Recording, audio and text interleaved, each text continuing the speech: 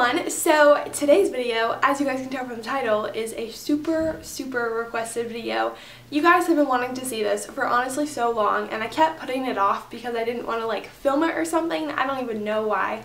But I had the whole day open and I wanted to just film this video for you guys because I thought that it would be super helpful. So I am going to be doing kind of like a behind the scenes thing.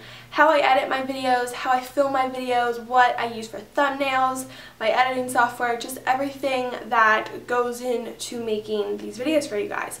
And I know a lot of you actually have channels of your own, so I hope that this helps a lot of you. I have been doing YouTube for 3 years though, and this is just what I have learned through the process. So I just hope, again, it's super helpful for you guys, and I hope you enjoy it. If you don't have a channel, I just hope that you get to like kind of see what it is like to be a YouTuber.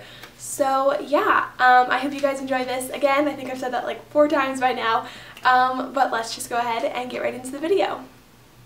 Alright, so let's go ahead and start off with the equipment that I use. So my camera is the Canon Rebel T3i. A lot of people use this. It's about $600, and I actually just used the kit lens that came with the little package deal that I bought.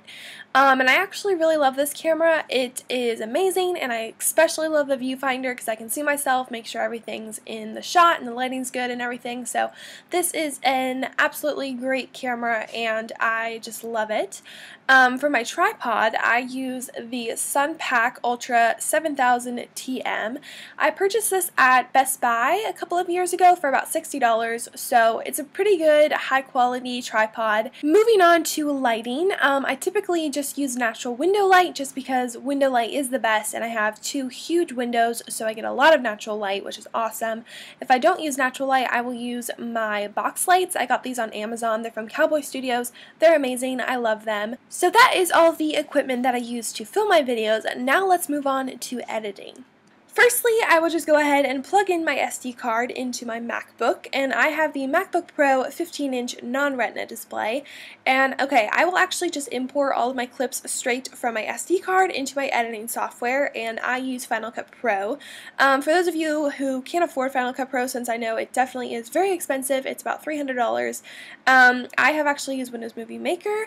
I have used iMovie on my iPad, and then I moved on to iMovie on my MacBook, and now here I am with Final Cut Pro. So just find an editing software. There are tons out there, but make sure you do look at the reviews before you purchase one or try one out or something. But anyways, okay, so I didn't show you guys exactly how I edit my videos just because I kind of am still figuring it out. Since I have only had this for a little over a month, I'm a little bit new to it.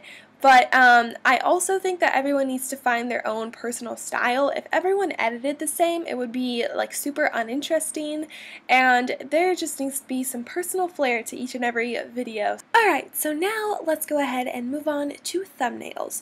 So I typically will just screenshot stills from my video to use as pictures for my thumbnail, and the website that I use is PicMonkey, and I actually think a lot of people use PicMonkey just because it's super easy, it's free, there's a ton of different options, and it's just overall an amazing website.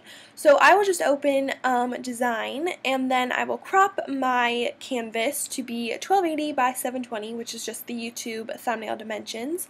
Then I will go ahead and open up my screenshots and arrange them how I would like.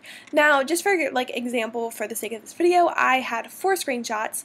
For some videos I'll only have 1, other videos it'll be 2 or 3, other videos it'll be 6 or 7. Again, just kind of depends on the video. And I'll just kind of like mess around until I've got it how I like it. And then once I'm done, I will just go ahead and save that as an image, even though we are not quite finished yet. But then I will just open up PicMonkey in another tab, hit design, open up the image that I had just saved, and then this is where I get to like add all of the cool stuff. So typically I will turn up the saturation, and I'll also mess with the brightness, just kind of depends on like the pictures and stuff. And then I will go down to text, and I will add my text. So for this video, I'm calling it behind the scenes, so that is just what I typed on. And I normally like to do every word in a different like text boxed, if that makes sense. And then I will just go ahead and change the font, and I will also make the size about 150. That's just kind of like a safe size that I always do. So now let's go ahead and move on to the color behind the words. So there are two ways to do this. One way is you go to add-ons, geometric, and then you choose a shape, and I always just do a square. You can change the color, and then I will just put that behind the text, obviously, as you guys can kind of see, and then position that. You can change the size.